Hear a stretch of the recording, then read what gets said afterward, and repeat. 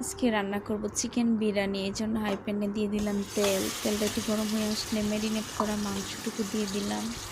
মাংসটুকু দিয়ে ভালোভাবে একটু নাড়া দিয়ে নিলাম। মাংসটুকু নাড়া দিয়ে তারপরে একটুখানি ডেকে দিব। ডেকে দেওয়ার পরে দিয়ে দিব আলু। একটু হালকা কষানো হয়েছে, এখন দিয়ে দিলাম আলু।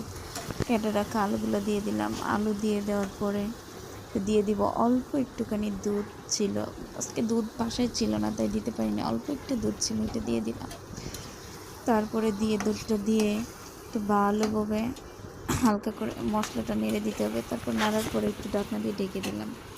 ঢেকে দেওয়ার পরে একটু ঢাকনাটা সরিয়ে দেখলাম মাংসটা কষিয়ে গেলো, এই জন্য দিয়ে দিলাম চাল। পোলার চালগুলো ভালোভাবে দিয়ে ভালো করে নেড়ে নেড়ে নিতে হবে, মাংসের সাথে মিশিয়ে নিতে হবে চালগুলো।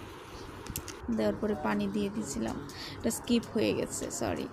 পানি দেওয়ার পরে তারপরে 50 মিনিট পরে এসে 10 মিনিট পরে এসে দেখি ও মাই গড, আমার কি বিরিয়ানি সুন্দর করে